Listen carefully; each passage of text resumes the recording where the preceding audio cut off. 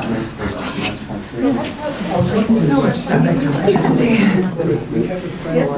right, good evening, everyone. Welcome to the Peterborough Select Board meeting for, and Budget Committee meeting for, what, it's the end of January already, January 31st, 2023. Tonight's agenda, we'll hear from Tina Kriebel, the Children in the Arts Committee, and then we'll have immediately handed over to Carl Mazzino for our joint Select Board budget meeting. Carl's the chair of the Budget Committee. I'm Tyler Ward. I have Bill Kennedy and Bill Taylor with me, fellow Select Board members. Nicole McStay, Town Administrator, is with us up here, and as the assistant to the Town Administrator is taking minutes. Welcome, Tina. Hi. How you been? I have been great, thanks. I just want to take 2 minutes of your time to thank again the town for their collaboration on our lantern activity in December. It was the culmination of a lot of community involvement, but that weekend we put out hundreds of lanterns for a display on Friday. It poured on Saturday, so they were all picked back up, and then we put them all back again on Sunday and had the parade. The Economic Development Authority did a great little video. If you are on any social medias, please check that out because it was a nice representation of the community feel for that night. Terry Reeves and Jeannie Connolly are co-chairs for that subcommittee, and I'll just let Terry say a couple words about what we were doing in the community before that event. Okay. I just wanted to say that event touched people for about 2 months ahead of time. We had 25 workshops that happened during before this event. There were 6 of them at the library. There were 14 in schools, and those were all-day workshops. Every elementary school in our district was able to make a lantern. The middle schools could if they wanted to, and they signed up after school. Sometimes they didn't. So we also made a ton of lanterns in my garage with a big cadre of volunteers. So I wanted, this event really touched a lot of people. I didn't ever figure out how many before the parade or the event, but in terms of workshops, teaching kids how to make lanterns, teaching adults how to make lanterns, it was a lot of people that got touched by that. And so we're very appreciative of the support of the town in terms of helping this happen. Yes. So thank you. Thank you very much. Again, it's a great collaboration, and we really appreciate it, the support. It's a major. We should be thanking you. Yeah. Wonderful job on that. It's simply magical. Just wondering about it. Are all those lanterns newly built every year? Or? No, so this year we focused on the large lanterns, and we had a grant from the Charitable Foundation to bring an artist here to teach us how to do that. Oh. So it was the first year for those, and many of the lanterns that were in the installation last year got repaired and added to for this year. And I'm not sure what percentage in the parade were new versus recycled, because a lot of them were new, people who we had done in the schools, but last year the high school made a lot of extra lanterns for us that we had left over, so we gave all those away to people who just showed up. So people could bring back their lanterns from previous years too, so I think it's a combination of reuse and new. And that video that you mentioned, do you know if they post that on the Peterborough Works website, which is the EDA related one? I'm not sure. I know that it was on Instagram and Facebook tagged under the Economic Development Authority, because I just sent it to the Charitable Foundation today actually from there. Right. You might, I don't know, probably if you could maybe check with Danica, would know. Yep. And we could probably get that posted at least at that site, because I do know that a lot of the videos get posted on that site because they're EDA related. So. And it's fair to say, you know, when you open the town of Peterborough's Yes. web page, there's the Right. So yeah, thanks so much. Once again, a great example of the volunteers that just make this town. Yep, and we're getting ready for May. We're very excited. Theme coming out soon. So just got released on our social media this week. It's Things That Go Vroom is our theme. Right. So we're working on pulling that all together for May. So Nice. thank you very much. You're welcome. And now we can move on to budgets. The exciting part. Thanks a lot. Any other quick business before we hand it over? All right, Carl, take it away. Thank you, Tyler, and it's good to see you looking hale and hearty and in person this week. So introducing the members of the Budget Committee who are here tonight, we have Mandy Sliver sitting across from me. And at the end of the table, we have Mary Clark. Next to her is Al Lenos, and next to me is Ronnie McIntyre. And on this side, we have Rick Lesser and Andrew Usserman. I believe we're going to begin then with the budget for the town clerk. Linda is here. Yep. So it's all yours, Linda. There's a very, very slight increase from last year. And mostly my budget is always revolves around how many elections we have for the year. And this year, or this coming year, we're gonna have 3, which are the school, the town, and the presidential primary. And so pretty much everything plays off of that, including some of the salaries for election administration. Those are the people for the ballot clerks, any kind of assistance as far as greeters that we may need for the primary. And there's not a whole lot more in my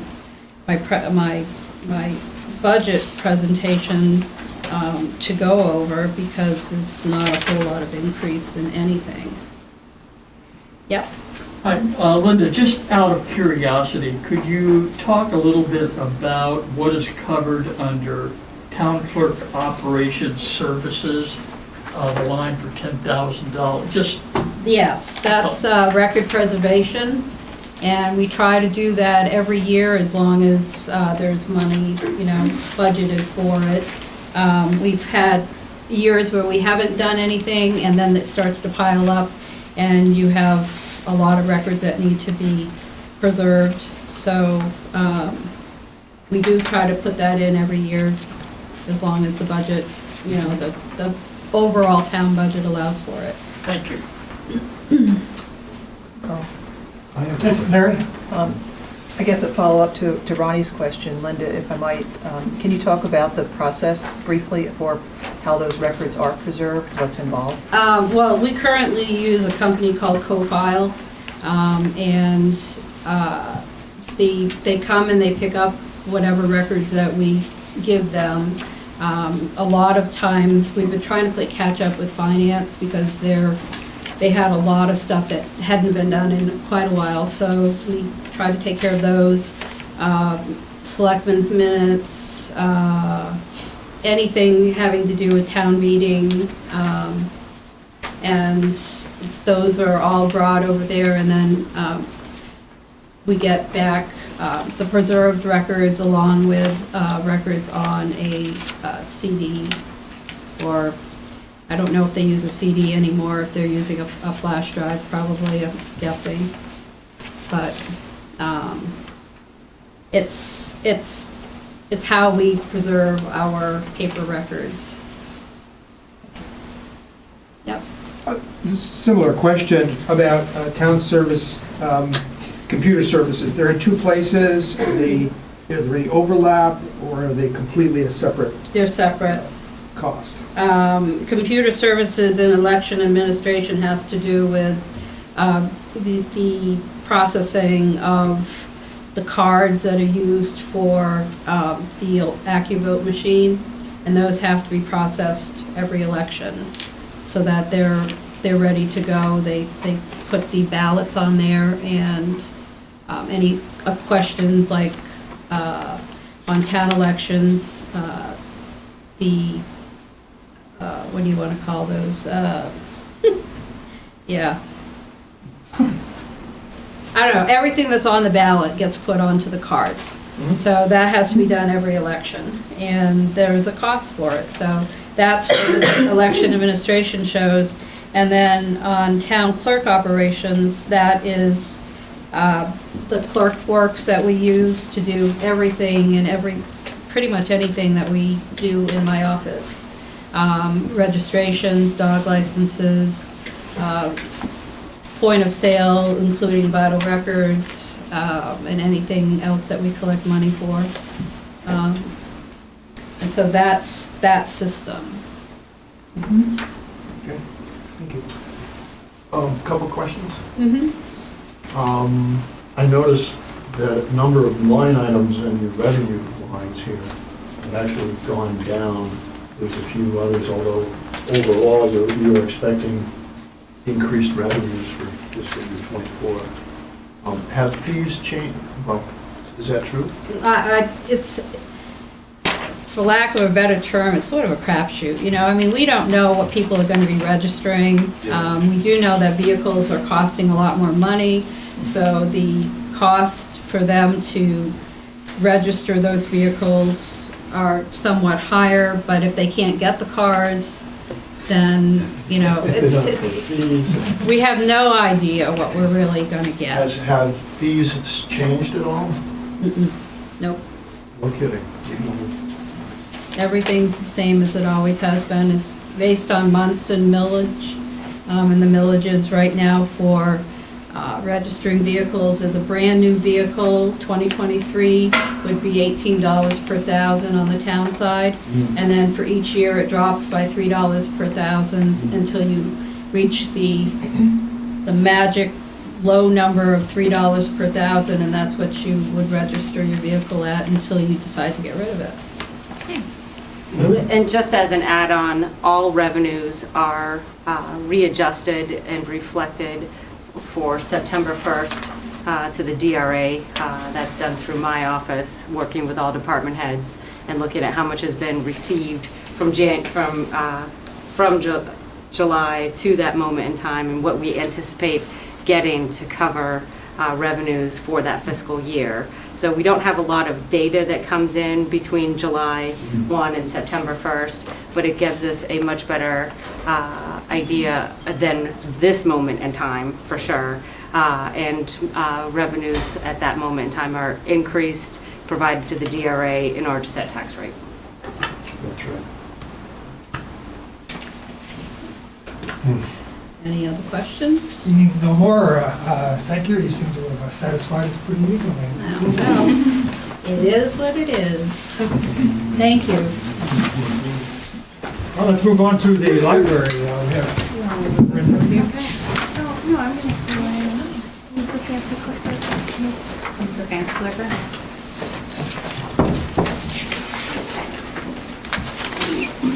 All right, thanks for having me. I wanted to start out just by introducing the board, or putting some names up there for you. We've had a couple new join, and this is the elected governance for the library. So I report to the trustees, and then everyone else reports to me. So Tina Kriebel, of course, is our chair. Karen Struthers has been our treasurer for, 8 years now. Laura Hansen. John Lawler was the superintendent of the project. He works for Harvey, so it's been great to have him on the board. Peggy Van Valkenburg, and then we have our 3 alternates that sometimes vote if someone else can attend. So we have a great team. And I just wanted to show off some pretty spaces. So this is an outdoor concert we had last summer, and we're planning a whole summer concert series this summer. This is our large function area, the 1833 room. And we're just starting to see this really pick up. So in February, almost every weekend is booked. It's a variety of types of events. We've got training sessions that businesses are running. I've got a bridal shower, a birthday party, all different types of events. This is our classroom. So our classroom and our boardroom are free to 501c3 nonprofits, up to twice per month. After that, they can pay. Everyone else pays a affordable rate. It's $50 for a 2-hour block in the classroom, $25 for a 2-hour block in the boardroom. And this is our teen book group, our teen tween book group. and just showing off the beauty of the building because it really is gorgeous. I also thought you might be interested to know that we really increased our focus on civic literacy. We partnered with a couple different groups, Go Monadnock, we had a couple debates, and then we've got an event coming up next week with the League of New Hampshire Women Voters. All right, and now I'll jump straight into the numbers. Okay. So the main increases this year for the library are, of course, along with every other department, the salary line item, and that's directly related to merit and COLA. I also increased it by $1,500, and that was to cover subs that come in and work on the help desk when a full-timer is taking the day off. So, you know, it's the full-timer is taking vacation time, and I'm paying someone to come on the help desk, so I just wanted a little bit more of a cushion to cover that. Our water utility is up. We did not have irrigation in the building before, so it's sort of hard to gauge what that cost would be. I will say that at the time it was installed, we had some problems with the pressure, which have been remedied. We actually put in a second meter, so now we know what our costs will be and the irrigation is working properly. What's irrigation, I'm sorry? The sprinkler system, and outside, under the ground, so it's sort of watering the trees, etc. Too bad there's not a big water source right next to it. Electricity, of course, is up, and I can speak to the solar if folks have questions about that. And then the big item is painting the Kai Sage house. So we paint that every 6 to 7 years. We pushed it off a couple years, but it's about ready to be done. And the trustees are putting in the revenue to cover the cost of that. And that already went through the CIP, of course. So, questions on expenditures? I can just keep going and then take questions at the end. Okay. You said you'd explain electricity. Perfect timing. Okay, so for the solar. I have to look up once in a while. Thank you. So our solar panels on the roof, it's about a 75,000 kilowatt generating panel or array, I should say. And it's a power purchase agreement. So we are essentially renting these panels at this point. We will buy them out, and we have the money to buy them out already put aside. And that's when we'll really start to see that savings. But right now we're buying our electricity, we're renting the panels and paying for that electricity at a determined rate, you know, the time we sign that contract, which is lower than the current rate we are paying for whatever we don't generate and buying through Eversource. So we're still sort of saving, but the real savings will come in when we own the array. Is that a 6-year buyout? It is a 6-year buyout, yeah. It's about $120,000 to buy it out. And we put $50,000 down because we got a grant from EBSCO, which is a library specific vendor. We're the only ones in New England to ever get that grant, so awesome.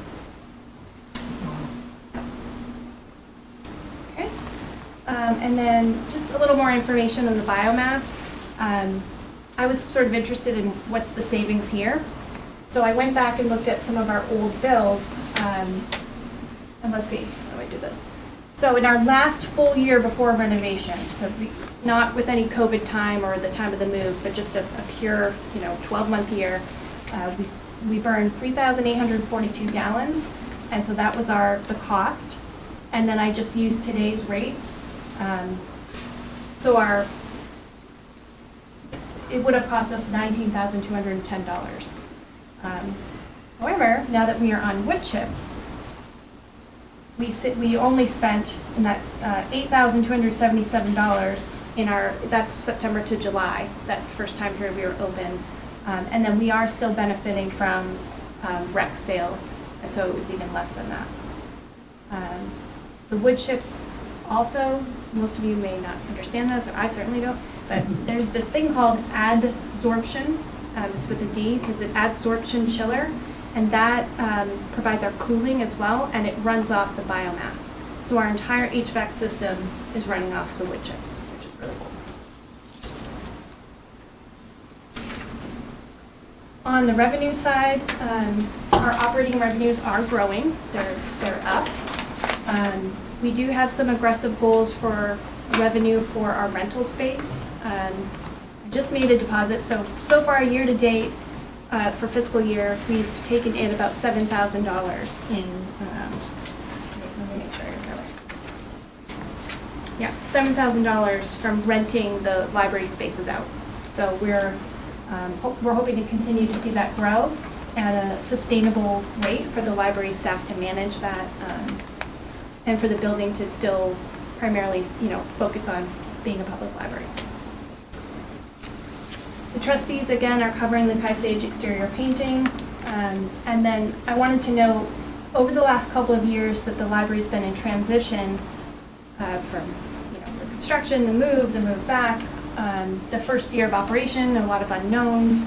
The library trustees put in a little extra funding for revenue, just to kind of keep our revenue budget flat.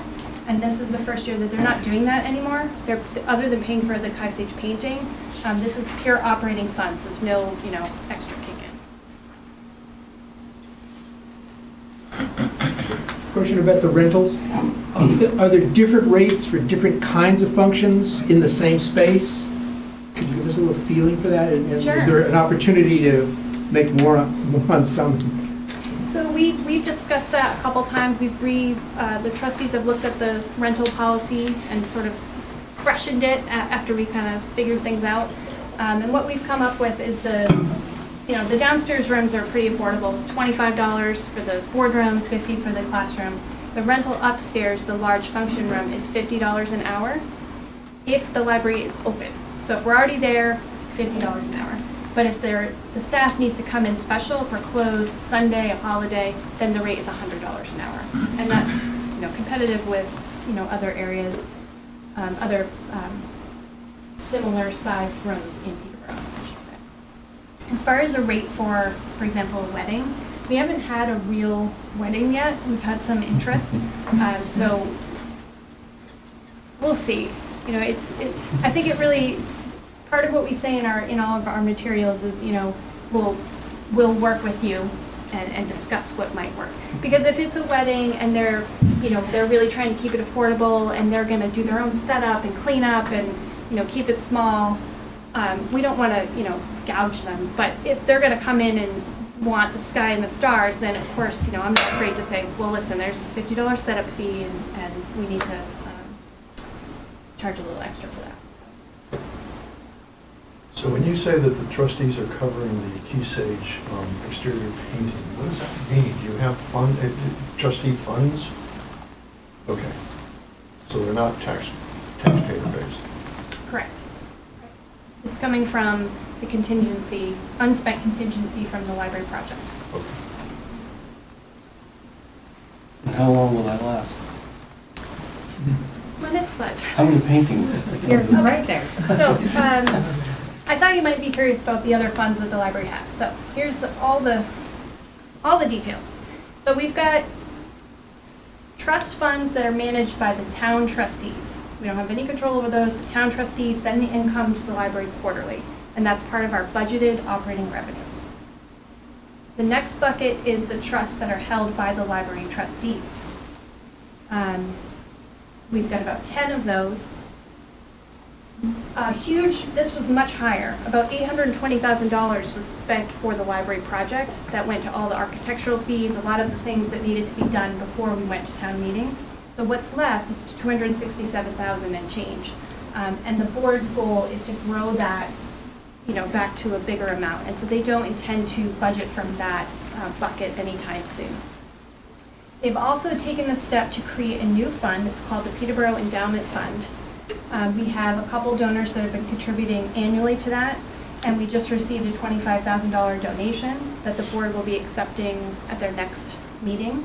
And so that fund is already growing, and the goal is to grow it to $500,000, and then have that there for the next iteration of the library.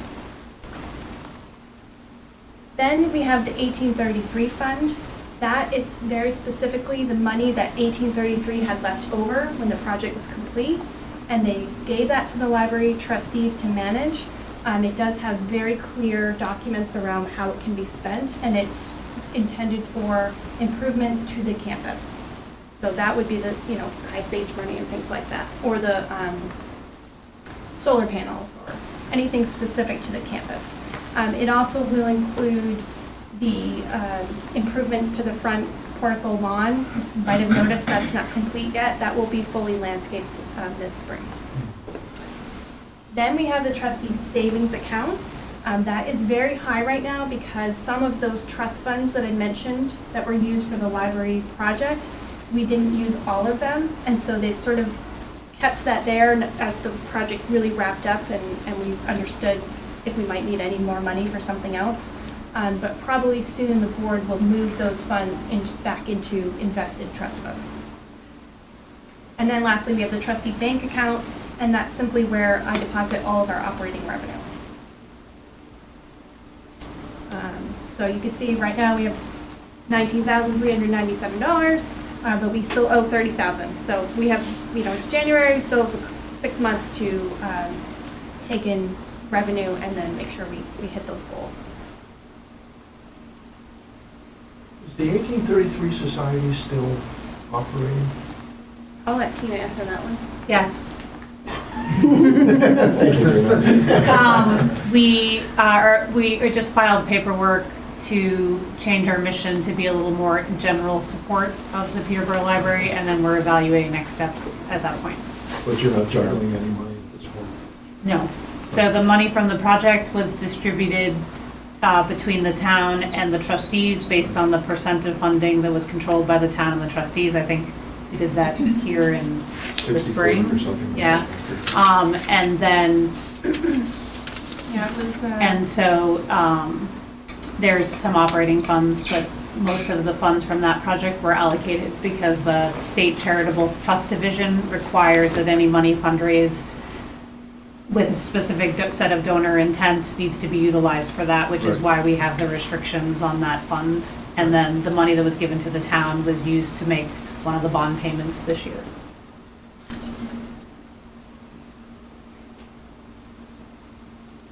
Corinne, can you speak a little bit about volunteers, how they factor into staffing?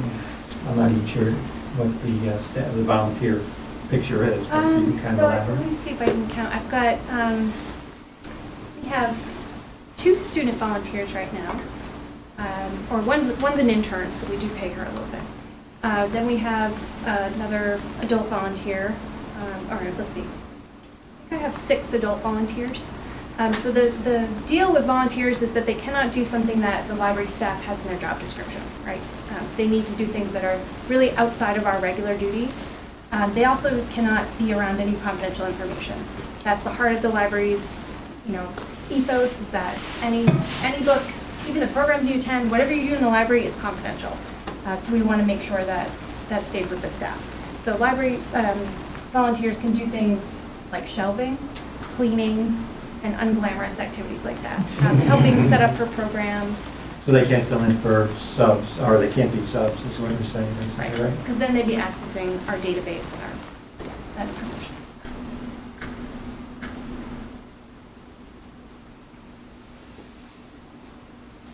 All right, thank you, Corinne. Everybody seems clear enough on that. And the last item on our agenda today will be the rec department. Lisa, it's all yours.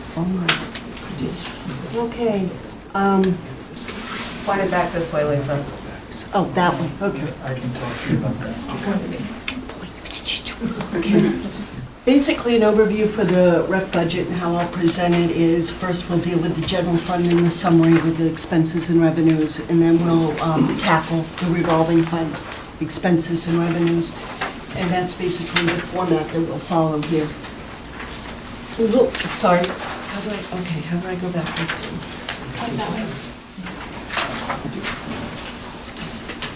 Okay, but just for a general gist as far as what the general fund supports and programs for the recreation department, the general fund is the maintenance and operational expenses of the support of the programs. So that's going to be the operations and building maintenance of the grounds, as well as ground maintenance, building maintenance, with the exception of the community center, because that comes out of the revolving fund. As you know, the resurfacing of the tennis and the basketball courts happens every 5 to 7 years, and that also comes out of the general fund. And a big expense would be the pool operation and the upkeep. The general fund also supplements a lot of the senior programs. We have a line item in the general fund for programs, and that's where the senior programming monies come from, and that's buying games, buying prizes for bingo, buying coffee, cream, whatever. It also pays for the holiday programs. When we have the Halloween, which is this year's picture, that was Pup and Corn,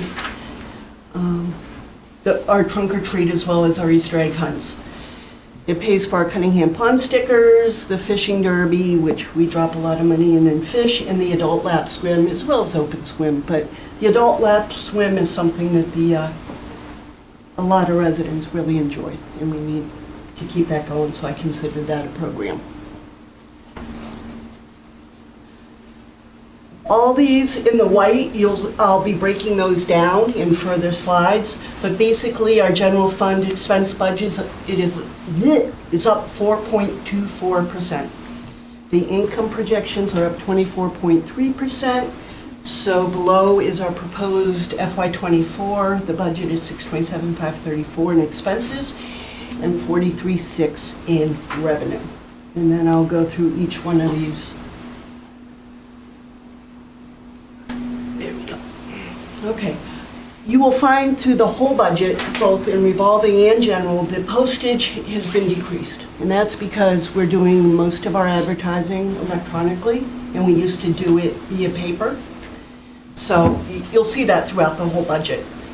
You'll see a new line item in both budgets for onboarding, which is going to cover background checks as well as drug tests, as previously in staff development. But probably the biggest change in the whole shoot match is the full-time administrative assistant. Lauren is retiring as of March 1st, and we are just too busy in office. So we rewrote the job description to be full-time, and we put some programming responsibilities in there. And because we put some programming responsibilities in there, we're changing the proportion of how that position is paid for. It's 90% by the general fund and 10% by the revolving fund right now. And we're changing that up to be 25% revolving fund and 75% general fund. So you'll see some switching of numbers.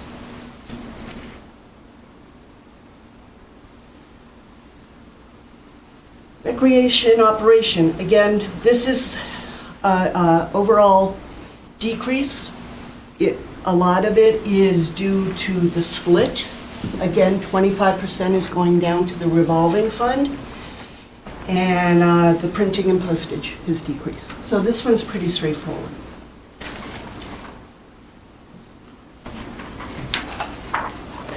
Did I skip one? I think I did. I think I skipped. Okay. Okay, overall increase in buildings, grounds, and pools. Again, like everybody else in town, we're incurring substantial cost increases in water, electricity, and heating. And the bathhouse really needs to be addressed this year. So you're going to find in supplies and one other line item that it's gone up, repairs has gone up. And we plan to do a lot of that in-house. We're finding that we're doing a lot more in-house, which is why the contractor's rate has gone down a little bit, but we increased the supplies and repairs.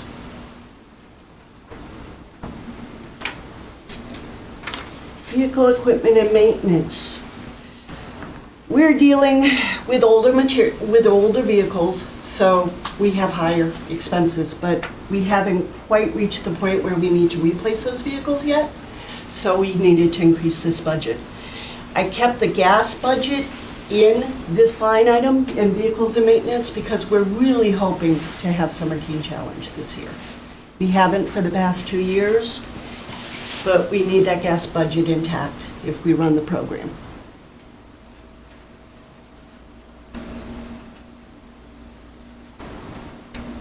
Capital outlay.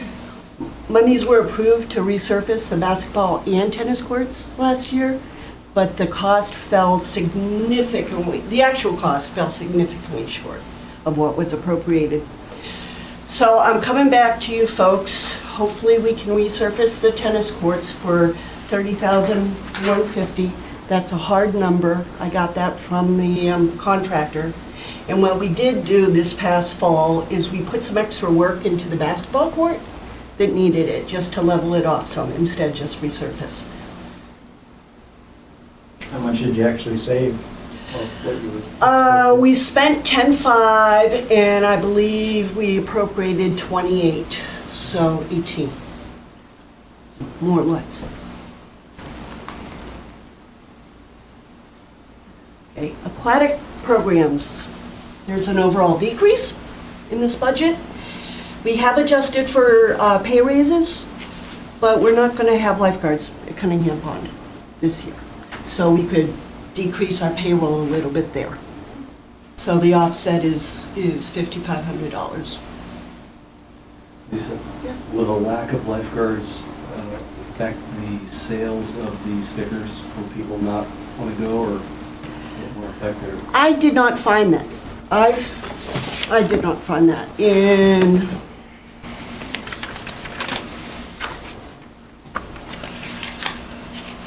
Give me a minute, please.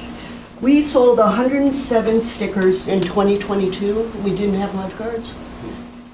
Out of 125 allowed. How about the raft, though? Are they going to deploy the raft? Wasn't that an issue without having? I'd rather not put out the raft when we don't have bathhouse there.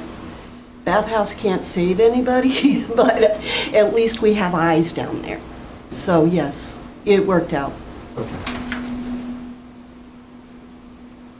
So is bathhouse the same as the people that are checking stickers when the people They are check driving in? stickers, they clean the bathrooms, they rent the kayaks, and all that.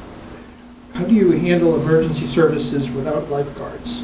We have a phone down there, we have a rescue buoy, and the staff is wandering all the time. The staff for CP are first aid AED certified. They're not lifeguards, but they do have some training. Are there any discipline issues at Cunningham Pond? Behavioral issues? It depends on who you talk to. I haven't noticed anything on a gross level. We have vandalism during the off-season, like 2-ish times per year, but very few issues during the season, like, depending on who you talk to. Yeah, This is I just- Julia Chittister, by the way, our programmer in recreation. I wanted to ask about dogs on the property. I know that they're either not allowed, but I've seen them. They're allowed. They are allowed, okay, I've seen them on the They're- beach. Yeah, we prefer that they not be on the beach for sanitary reasons, so that's what we tell the public. What about peas? Are they allowed on the beach? We bought some dogs. We bought some corrugated plastic dogs. Conval swears by them. They tested them out, and he said he wouldn't have believed it unless he saw it, Tim Grassi. So we bought 3 of them, and we plan to put those out within the next 2-3 weeks, yeah. Do they work with deer? Supposedly they do. Supposedly. We'll see how it all works. That was a good problem last year. Yeah. So we're getting there. But there are dogs allowed in a certain section. They're allowed on the That was boat reason. ramp, they're allowed in the grass, they're allowed to walk on the senior walkway, everything but the deal beach. Right. with getting the place. Yep, everything but the beach, the sand. Okay? So as far as CIP goes, we're asking for $65,000 in a warrant article for the recreational vehicle reserve fund. And again, the $3150 is in the general fund budget.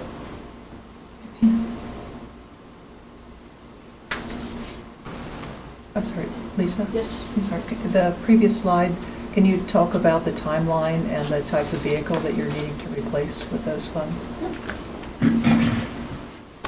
Right now, our 2 vans are overdue, but they're working, so we're going with it.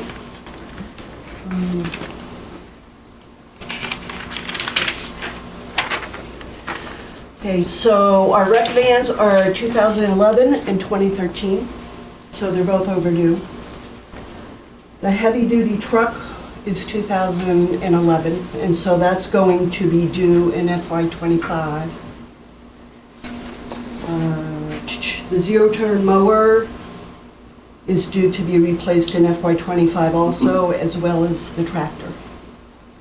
2015. Did I say 2005? 2015.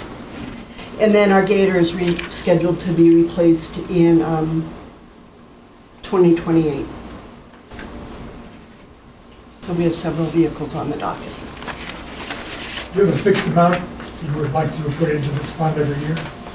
Lily has figured that all out. She has all of our costs, and she has prorated it all out.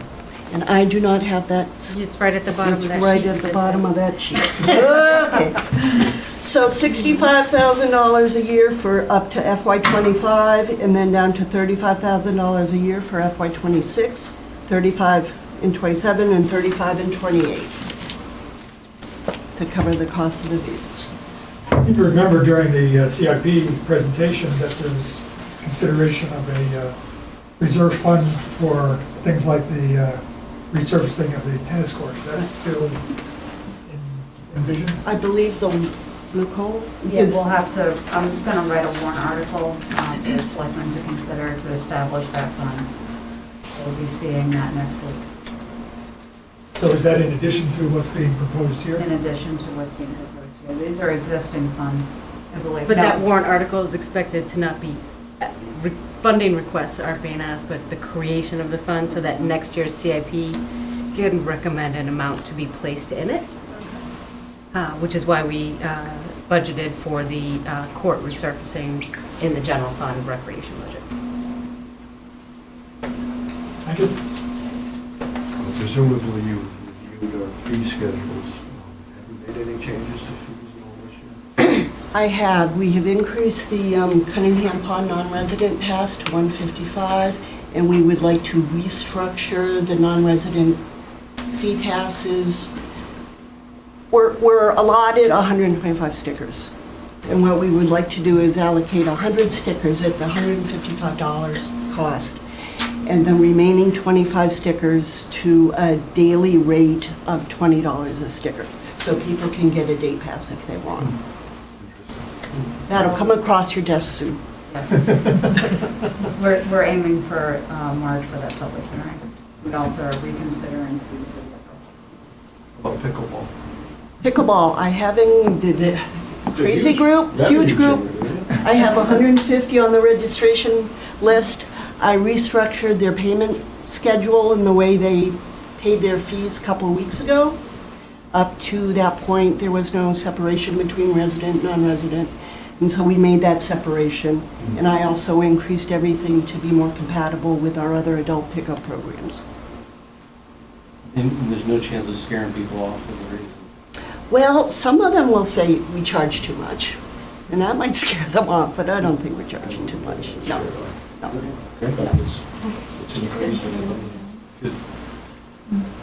Are chemicals for the pool any factor at all in terms of increases?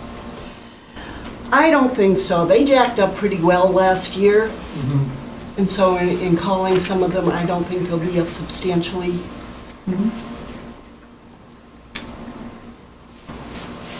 So you said 100 stickers, is that non-resident stickers that you? Non-resident stickers. We're still keeping the resident sticker rate at the first sticker is free per vehicle, per household. And then after that, it's $10 a pop per vehicle per household. And that's unlimited. How many, just roughly, do you know how many residents take advantage of Cunningham Pond? How many stickers? We gave away about 1,300 stickers last year.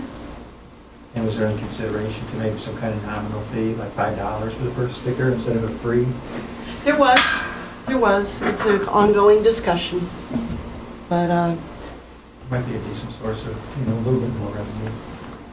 it would be, but the blowback and the upsetness of the residents is something we've been taking into consideration on that one.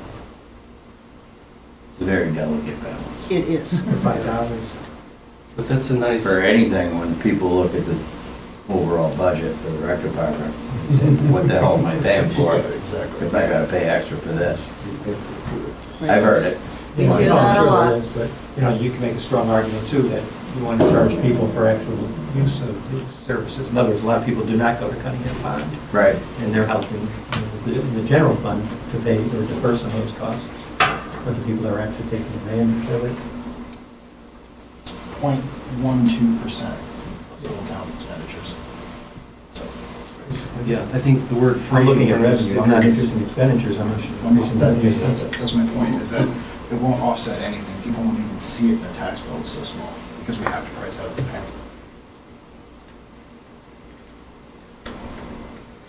Okay? I just had one more quick question. Yeah, diesel fuel under recreation has really jumped 365 to 1,700. Was there a reason why diesel went up that much versus the gasoline increase? I think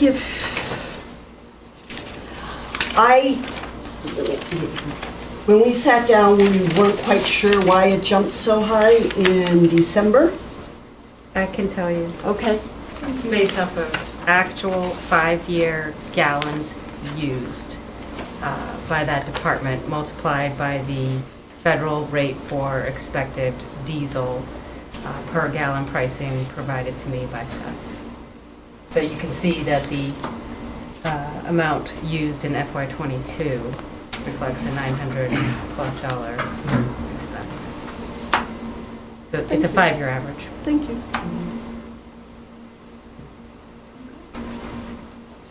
So, general fund income, it comes from pool admissions, pond passes, kayak and stand-up paddleboard rentals, sale of miscellaneous property. So we're increasing the expected income to 43.6.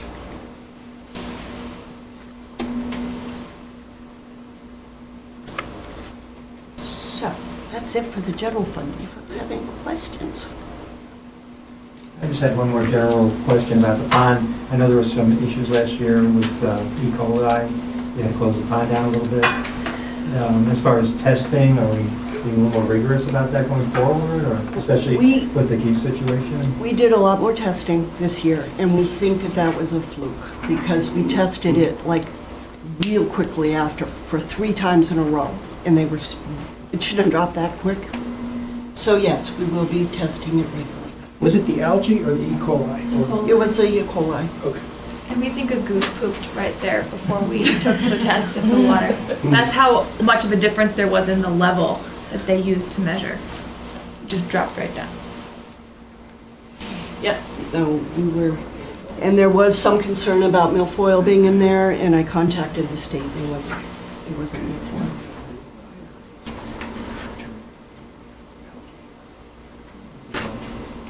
Anything else, folks? Okay. Okay, revolving fund. Program support through the revolving fund. Here you go. I could read the whole thing, but basically broke it down into groups. Your adult sports, your youth sports, your adult exercise, the art programs, CPR first aid, field trips, holiday tree event in Peterborough, reality check programs, which is a drug intervention education program, and then our summer programs. So we do quite a lot through the revolving fund.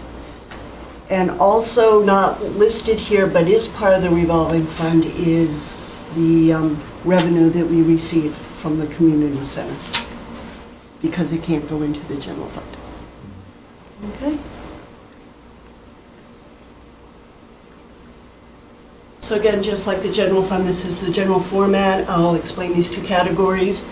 But overall, our expense budget is up $43,000. That is because mainly due to the reproportioning of the salaries for the senior programmer as well as the full-time administrative assistant from 10 and 90% to 25 and 75%. Our total revenue projection is up, and it's pretty much a balanced budget between expenses and revenues, which is a change from what you see on your sheets of paper, because went back and revamped this a little bit, adjusted a little more.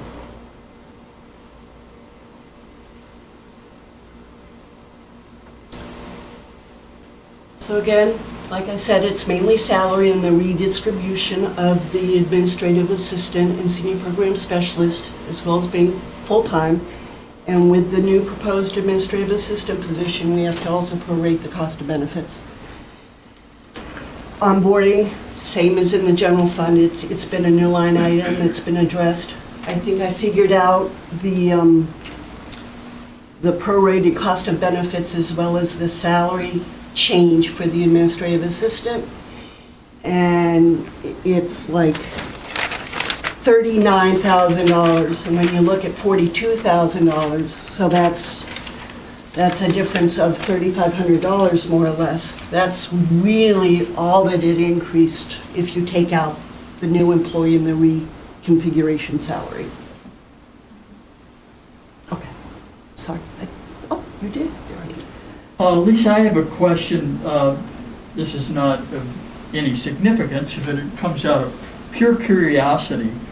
On page 13 of the Recreation Revolving Fund Operations, there's a line for finance charges, 3,200. I'm just wondering, where does that come from? Whenever people pay for a program via credit card, there's an incurred fee. So say you're paying for a $100 program.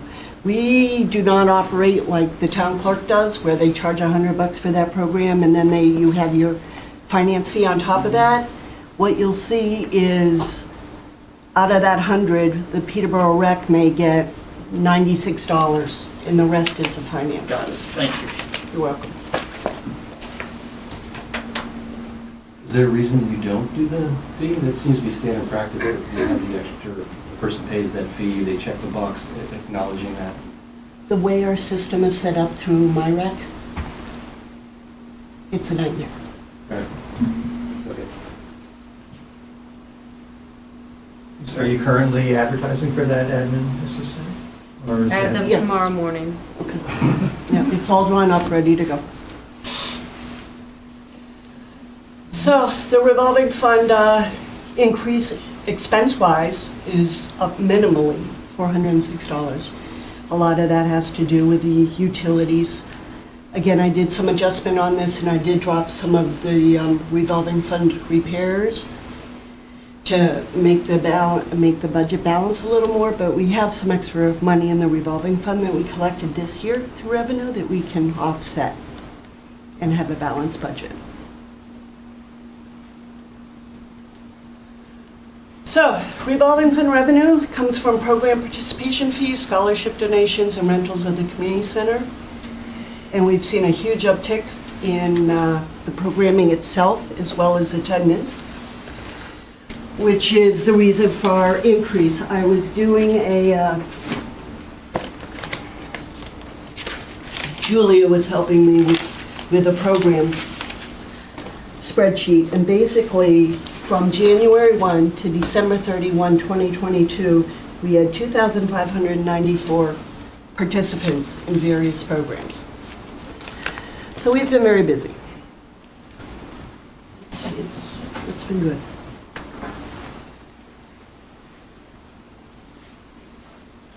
We're at the end of that. Any questions, folks? Where do you see that, where do you see that revolving fund going in the future? That is more, is there room for more programs or more charges? There's room for more. We are building more fees into programming to cover the offset of the 75-25. But we're also going to be looking at fees for the community center. The board doesn't know this yet, but we will be. The committee, to try to build up that fund some more, because that's what's got to repair the community center. Plus, on a side note, we're in process of getting a 501c3 formed called the Friends of Peterborough Recreation Projects. So we're getting that formed. We're doing the paperwork now. I think we're going after the signatures on the articles of agreement, and then we'll start fundraising. For big projects. Yes. Is that related to the skateboard park, or this is something separate? It's projects. It's still Just recreation regular. projects. but it's mainly for the community center, but we can put the skateboard park under that title. We currently have accepted some funds for that. You have. 25,000, yes. When it comes to increasing revenues from the revolving fund, it's really very much a chicken and the egg sort of story. We would love to have more revenues from the community center, but until the community center has its renovations done, there's a limit to what can be done in the community center. So it's, really needing to kind of break that deadlock, get the fundraising, get the community center renovated, and then really, I think we're going to see a big takeoff in the income generation possibilities of the revolving fund. Can I also add something? I do think with the addition of the administrative assistant going full-time and having a programming component in their job description, I think that will support not only the amount of programs we can do, but also the quality of the programs. So that I think will benefit the revolving fund as well. Is there a projection for the cost of the renovation? Yes, we have those estimates. I probably missed that, but. Yeah, that was something that we completed the study, and I want to say it was August or September. The end of June. And, yeah, that was the preliminary, and then they finalized the study at the very beginning of this fiscal year. If memory serves, it's an all-in of $1.2 million. However, there's a fair amount of work there that our own staff is able to do. They're just not allowed to do under the current structure. Nothing that benefits the community center can be paid for with tax dollars. So we would still have to pay, essentially reimburse the town to be able to do that work. So some funds need to be, will need to be raised even for us to do that. So there will be some savings. The biggest expenses though is the roof. That entire roof needs to be replaced. The windows need to be replaced because there's asbestos frame, from what I understand, back when the community center was built in the 1950s by the Army Corps of Engineers. And there are some other fairly big ticket items that you really need to have a consultant contractor come in and do, and we won't be able to do those ourselves. There's talk about the heating system as well, but there was also talk about it being related to the fire department, the fire station being built. Is there now complete separation of? Yes, those are two entirely separate projects now. And is there no money for renovation in this budget? We have no money for renovation of the community center in this budget, no. Well, Lisa, I wasn't listening carefully, but I just want to be clear. Would it be correct to say that the money, the expenditures budgeted for the recreation revolving fund and the projected revenues for that fund are basically balanced? Or? They're basically balanced. Okay. And is it of any, I would like to address this question to Lily, is it of any benefit to us to know how much money is in the recreation revolving fund at this point in time? You can say no. I'm pretty sure it's approximately $250,000. A little less than that, but. Little? Yeah, I thought it was 230? less. How much less is it?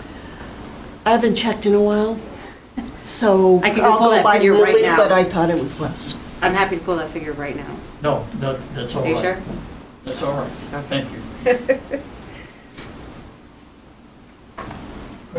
I have the same question I asked about the stickers for Cutting the Pond as far as the pool registrations. Could you just talk, is any possibility about, or any discussion about raising those rates? And could you just generally talk about what the overall usage of the pool was?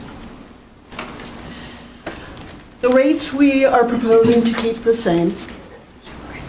The, She's going to give us numbers. Good job.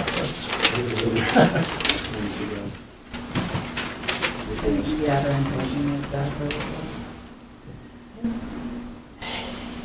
we basically brought in, if this is correct, almost $28,000 last year between the punch pass system, the individual pass system, and the walk-in fees.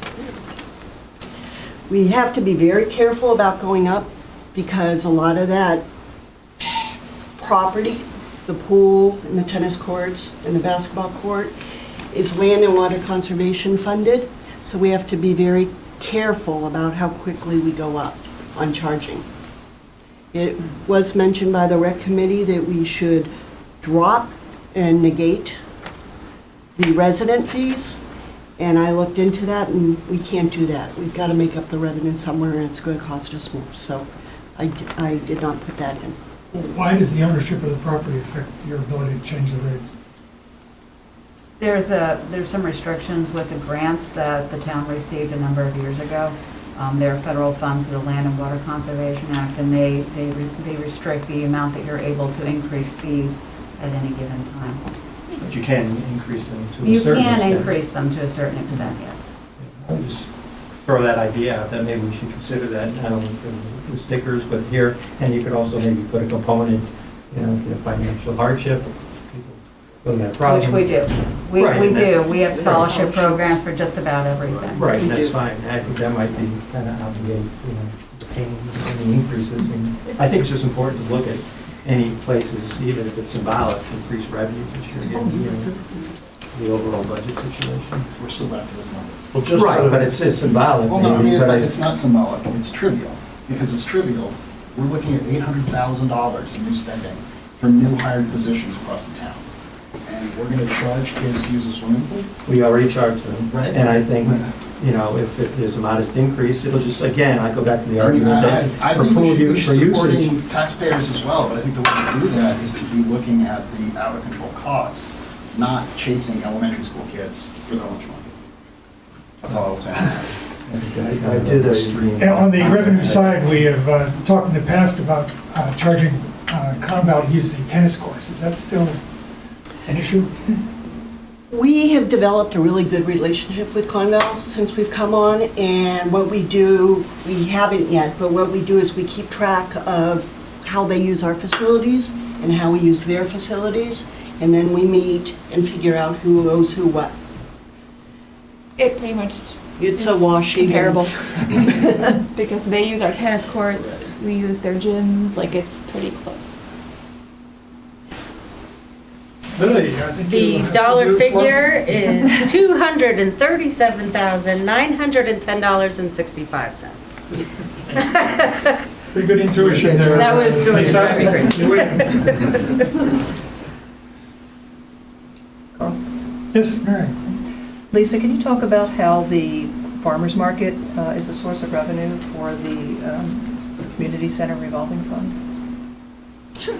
They pay a rental fee, and they pay for outdoor rent when they're outdoor, as well as the regular $35 an hour for indoor space when they rent indoors from October through December, and then outdoors is April through beginning of October. So it's a per vendor? It's an event, so it's not a per vendor cost. So if they have 5 vendors or 100 vendors, it's still our fees. We don't say you have 100 vendors, therefore we're going to increase you by 20%. Has there been any discussion about that as a possibility? Charge their vendors? I don't know what they charge their vendors, I'm sure they do.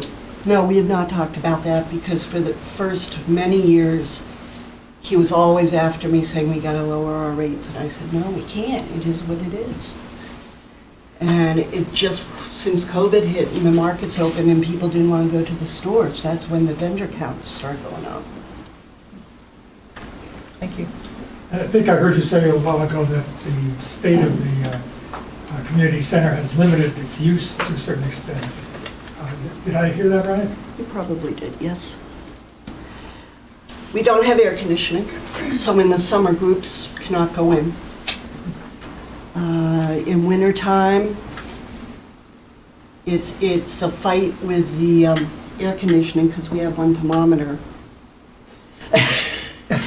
And the box is that big, literally, on the side of the community center in the gym. It also has pretty limited storage for program materials and no multi-purpose space really for like our fitness classes are in the gym.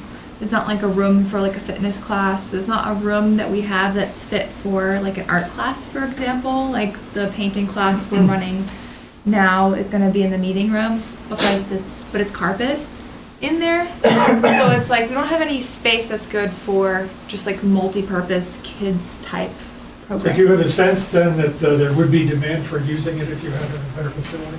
Oh, I think so. I absolutely think so. We pulled together some numbers on the community center. I'll get to it. Oh, it's right here. Nope, that's your program. Hold on a minute, folks. You could ask Corinne what kind of increases and what the possibilities for rental fees were when they got a new facility. I mean, if on our website you can see in the facility calendar in the winter, it's pretty much booked solid with private rentals in our programs. You could put a program description.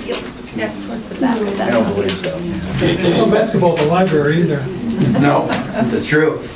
Well, that begs the question, are there facilities at the library that could be used by the rec department for some programs such as, I mean, I don't want to put you guys on the spot, but maybe there's an opportunity for collaboration.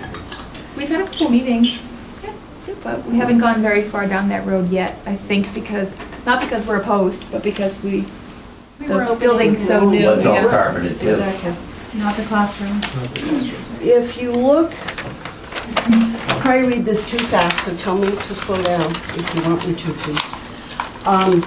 If you look at the uses in the year of 2022, from January through December, we had 83 PRD uses in January and 40 private rentals, so a total of 123 uses. In February, we had 73 PRD uses, 38 private uses, 111 total uses. March, 93 uses for the PRD, 45 uses for private rentals, 138 total uses. A private rental is a party or a individual organization, a nonprofit, the women's club, the caterer who rents our kitchen. Somebody threw an 18-year-old's birthday there with 100 of her friends. I had a family party there in December, so that's a private rental. What month did I leave off of? April. Okay. So totals, if we go to totals, okay. PRD use is 889 times the PRD used it. The private rentals came to 290, so the total uses were 1,179. And there's another use for the community center that we haven't touched on at all. Yeah, we haven't touched on at all. It's Which not is in these really numbers. services. And I'm there's sorry, the what? the human services uses that we have at the community center. So another source of revenue that the community center brings in is the rental of space to Southern New Hampshire Services. They operate out of office space there.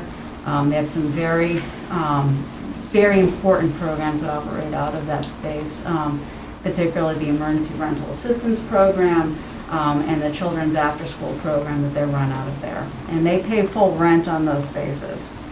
Another use that we have is the food pantry that operates Monday through Friday from 9 to noon. The town taxpayers pay for the cost of that space. We pay for the heat and the electricity associated with it. They pay the rest of their own expenses, including internet, telephone, what have you. And that is they support food security for the residents of not only Peterborough, but all the towns in the Commonwealth, Jack Range, and the scenic school districts. So they get a lot of use out of there. There's a lot of overlapping programs, so people that will come in to meet one need, such as stopping to visit the food pantry, may also find assistance with the Southern New Hampshire Services. I am thrilled that we were able to move both of those organizations into the community center. The food pantry has been there for many, many years. They used to be in the basement here, which was not a great space for either them or us, to be perfectly frank. The space that they have, the community center, is much better suited to their operations. It's much more handicap accessible, as well as being much easier for people to get to in general. And then Southern New Hampshire Services lost the space that they had rented for decades at Riverview. They were evicted from there so that their office spaces could be turned into apartments and rented out at market rate. And when I heard that they were going to be moving out, my first phone call was to Lisa to say, do we have space to move them in? Because the last thing I wanted to see them do was leave Peterborough. They are a tremendous resource. I can't even begin to imagine the tens of thousands of dollars they save the Peterborough taxpayers every year in human service-related expenses that we would otherwise be mandated to cover. So there's a lot that happens at the community center. It's an incredibly valuable facility to the town, and I really hope that as we move forward, looking at renovating that building, we're able to find all sorts of creative ways to fund that, so they can continue to be of use to us into the future. I'd like to add one other idea that's been floated, and that's to coordinate with the new fire station on things such as public educational programs that might be able to use share some of the space for that. Well, one of the things we really need to be able to do more, because we'd also like to have that as a backup for us as a shelter space, but we can't make it a shelter until it has fire suppression, fire alarm systems, and all of those basic things that you have to have in those buildings. You just made me think of the community center is also like the safe space for if there was an active deadly threat at PES. So they do drills where they bring the kids down there in the event of a deadly. And I believe there's a couple of the retirement facilities that also have that as a meeting point in case of emergency as well. Now, a question about way down the road, as we're having to consider the fire station rebuild, a necessary rebuild, or newly built, is there a future plan for maybe building a new rec center and using the 501c3 as part of its charter to say we're going to start to save up some money, volunteer money, and in addition, maybe the town wants to set aside some money for a future, down to 20, pick a number, but it might be interesting to start to have that committee so it doesn't come up 10 years from now, where I won't be here, but so we don't have that same discussion, because it is a valuable resource, and I've seen very elaborate. I'm going to the big town upstairs. Way up there. I'll be sitting in this chair 10 years from now. I'll be here. But I think you're right. I think that, being that to think that far ahead is a good thing to do. However, I don't think Seth and I have the stomach for planning another giant capital building project just yet. It could be another committee, maybe. Yeah. They can start. Lisa, do we generate any income from the ball fields at all? Not now, we used to. When Cal Ripken was separate from us, they used to pay a fee in to use the fields. Now our fields are full of art programs. Sometimes there's a private rental of the ball fields. I know there's a family that gets together every year and rents Bishop. Some softball teams, if they want to get together and have a mini tournament outside of what's sponsored by the PRD, they rent them. But as far as like Pop Warner or Little League type things, those things mostly happen at the schools, or We it don't. doesn't happen at all? Little League and Pop Warner is very similar to Cal Ripken, just different organizations, Babe Ruth and Little League. Right. And Jaffrey has Little League, we have Cal Ripken, and we do Cal Ripken baseball. And our between adult softball and lacrosse and flag football and the Cal Ripken program, our fields were busy from after school until 9 o'clock at night, every single night during the week, and even some weekends in the spring and summer. Just a very quick question. When Linda runs elections for the school, well, she doesn't do the school district election, but she does do election. Do those revenues go into the revolving fund? They do, it's rent. Right. Okay. I get- So. I'm Just attempted to ask the same question I asked Fosh. Are there any towns comparable size around here with a comparable rec department? I have not looked into that. I've heard we're a very robust rec department that has lots of offerings. But as far as similar, I'd have to explore that. Maybe Keene, they're larger, but they have. Keene's a bigger place, yeah. It is a bigger place, but as far as the features of the rec department and what's available, It just seems to me that we have a rather extraordinary level of service to the town coming out of the rec department. Part of that, however, is we'll contract with someone like Skyhawks. They're a professional sports organization that bring in their own coaches, and so we'll contract with them to run the program. It'll go through our system. We get a proportion of the total fee. But we're not really doing an awful lot outside of processing the registrations and giving rosters to the coaches. The organization takes care of hiring the coaches and running the program. So when you look at it from that perspective, that frees up our time to do other things. So it's not a one-on-one comparison. Pickleball is run by key holders, so we print off rosters, we make sure they have their weekly registrations, and we collect the money. But are we there all 11 times every week for pickleball? No. Any other questions, anybody? Thank you, Lisa, for the presentation. I'll get back to you, Tyler, to approve some minutes. All right, so I'd make a motion that we approve the select board section of the previous meeting minutes. Second. All those in favor? And back to you, Kyle. All right, do I have a motion to approve the minutes from our January 24th meeting? Second? All those in favor, raise your hand, please. We have one in the audience from Mandy. Thank you. We have a motion to go home and have dinner. So moved. Thank you. Let's do that. All right.